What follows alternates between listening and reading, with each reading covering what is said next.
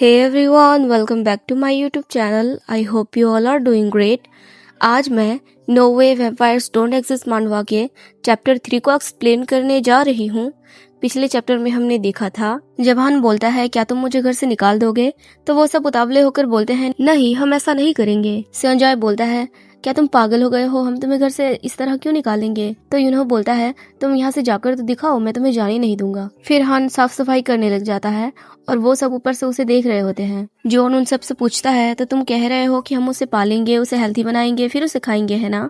तो वो सब बोलते हैं हाँ। फिर जॉन ये बोलकर वहाँ से चला जाता है कि तुम में से कोई भी उसके वजन बढ़ने तक किसी भी तरह की कोई बेवकूफी मत करना। फिर बाद में वो सबके सब हान को इम्प्रेस करने लग जाते हैं और आखिर में जॉन आता है तो सेओनजाय फ्रस्ट्रेट होकर दरवाजा खोलता है। तो जॉन के हाथ में कैक्टस का एक छोटा सा प्लांट था, वो ये हान को देने आया था, पर इस माहौल को देखकर वो भी डिसअपॉइंट हो जाता है और वहीं पर चैप्टर की एंडिंग हुई थी। तो चैप्टर 3 के स्टार्टिंग में हम देखते हैं सुबह के 8 बज रहे होते हैं और तभी हान सोकर उठता है। उठते ही उसकी नजर उन सारे गिफ्ट्स पर जाती है जो उन चारों ने उसे दिया था। उसे देखकर वो खुश हो जाता है और स्माइल करके उन सब बातों को याद करने लगता है जब यूनहो और ज्योमिन उसके लिए गिफ्ट लेकर आए थे। ज्योमिन उसके लिए टेडी बियर वगैरह लाया था और यूनहो उसके लिए फ्लावर्स लेकर आया था। फिर थोड़ी देर बाद सेओनजाय भी एक वाइन का बोतल लेकर आ गया। फिर थोड़ी देर बाद कैक्टस का प्लांट लेकर जॉन आ गया। इन सबको याद करके वो खुश हो रहा होता है। वो बहुत प्यारा और इनोसेंट है। वो बैठा बैठा सोचता है मैंने दोस्त बना लिए।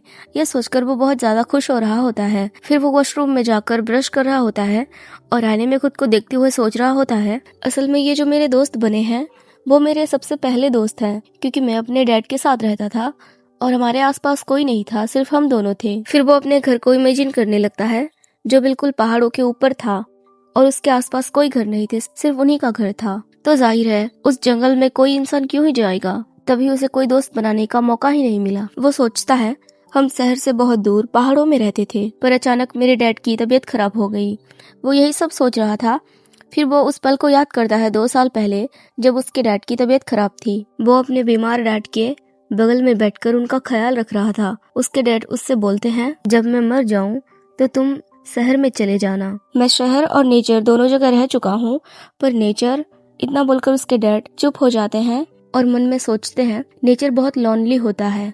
शायद वो नींद में चले जाते हैं या पता नहीं बेहोश हो जाते हैं। तो हान को लगता है उसके डैड चल बसे, इसलिए वो जोर जोर से रोने लगता है। उसका रोना भी इतना प्यारा था कि ये सीन सैड लग ही नहीं रहा। इस मानवा का आर्ट स्टाइल इतना प्यारा है, इमोशनल सीन भी इमोशनल नहीं लगते, सब कुछ प्यारा और फनी ही लगता है। तभी उसके डैड अचानक फिर जागते हैं और उसका हाथ पकड़कर बोलते हैं पर तुम्हें शहर में जाने के लिए प्रिपेयर होना होगा हान। शहर ऐसे ऐसे खतरनाक चीजों से भरा हुआ है जिसके बारे में तुम सोच भी नहीं सकते। वो यही सब समझा रहे थे और हान बस रोए जा रहा था। उसके बाद उसके डैड फिर अचानक बेहोश हो जाते हैं या पता नहीं उनकी मौत हो जाती है। हान जोर जोर से रोने लगता है। बेचारा अकेला बच्चा, ना वो किसी के पास जा सकता था ना वो किसी की मदद ले सकता था। अब तो उसके डैड भी नहीं रहे, वो बेचारा अकेला पड़ गया। तभी तो कहानी के शुरू में बताया गया था कि वो समाज से बिल्कुल अलग पला बढ़ा था। उसके बाद जब वो अकेला पड़ गया तो अपने डैड के कहने के मुताबिक उसने बहुत मेहनत से पढ़ाई की ताकि वो शहर में शिफ्ट हो सके और उसे उसके मेहनत का फल भी मिला, क्योंकि सियोल के एक यूनिवर्सिटी में उसे एक्सेप्ट कर लिया गया, मतलब वहाँ उसे एडमिशन मिल गई।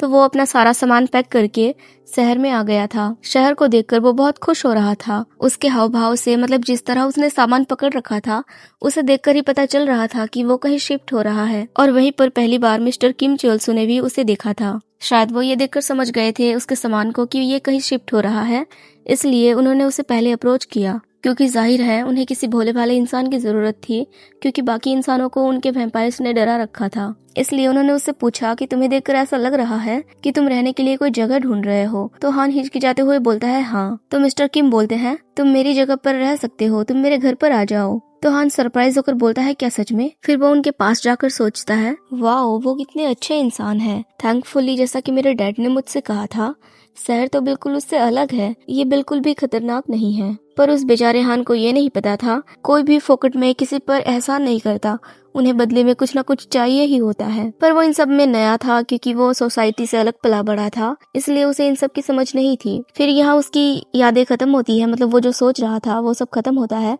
और हमें दिखाया जाता है वो सब सुबह उठकर ब्रेकफास्ट कर रहे थे। ब्रेकफास्ट मतलब उनका क्या, वो तो वैम्पायर्स है ना, उस पैकेट से ब्लड पी रहे थे। जहाँ जुआन सबसे बोल रहा था इससे पहले कि डोंगवा जाग जाए, तुम सब जल्दी से पी लो।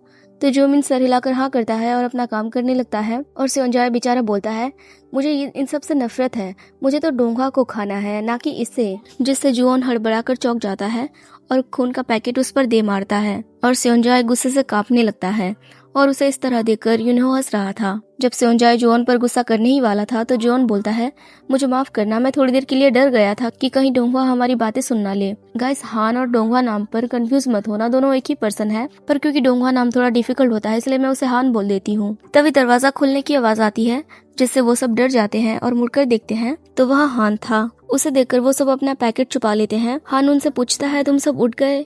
तो वो सब बोलते हैं हाँ। कोई बोलता है गुड मॉर्निंग। इसी तरह वो सब उसका ध्यान भटकाने लगते हैं। तो वो भी स्माइल करके उन्हें गुड मॉर्निंग बोलता है और सोचता है, जैसा कि मैंने सोचा था, ना ही ये जगह खतरनाक नहीं है, बल्कि वो सारे के सारे बहुत फ्रेंडली और नाइस हैं। तभी वो चौंक कर बोलता है, अरे बाप रे, जिससे वो सब डर जाते हैं कि कहीं उसने पैकेट तो नहीं देख लिया। इसलिए सेओंजाय अपने पीछे पैकेट को अच्छे से छुपाकर पूछता है, क्या हुआ? तो हान बोलता है, स्कूल, क्या तुम सब स्कूल जाने के लिए रेडी नहीं होगे? और अगले सीन में हमें उस यूनिवर्सिटी को दिखाया जाता है जहाँ हान को एडमिशन मिला था। जब वो सब क्लासरूम के अंदर एंटर करते हैं तो उन्हें देखकर लड़के और लड़कियां सबके सब पागल हो रहे होते हैं। कोई बोल रहा होता है, वाओ वो सब कितने गुड लुकिंग है। तो कोई बोल रहा होता है, क्या वो सेलिब्रिटी हैं? तो कोई बोल रहा होता है, अमेजिंग। एक लड़की के हाथ से तो नोटबुक ही नीचे गिर जाता है। वो ब्लश करते हुए बोलती है, वाओ वो तो हद से ज्यादा गुड लुकिंग है। फिर हमें हमारे हैंडसम बॉयज को दिखाया जाता है जो कि सच में किसी सेलिब्रिटीज की तरह लग रहे थे। वो सबके सब उस क्लासरूम के अंदर जाकर सोचते हैं, क्या हम सब उसी मेजर में है जहाँ हान है? और हान बेचारा खुश हो रहा होता है कि हम सब अब स्कूल में हैं, क्योंकि वो पहली बार यहाँ आया है। क्योंकि जब उसे यहाँ पर एडमिशन मिली थी तो वो पहले इस शहर में शिफ्ट हुआ, जो कि हमने देखा कि वो कैसे शिफ्ट हुआ। और आज वो पहली बार क्लास पर आया है, इसलिए वो बहुत खुश है। और इन सबको भी नहीं पता कि हान किस मेजर में है। तो इसी के साथ ये चैप्टर यहीं पर खत्म हो जाता है। आई होप आपको ये चैप्टर पसंद आया होगा। अगर आया तो वीडियो को लाइक और चैनल को सब्सक्राइब करना ना भूलें। Thanks for watching, take care, bye bye.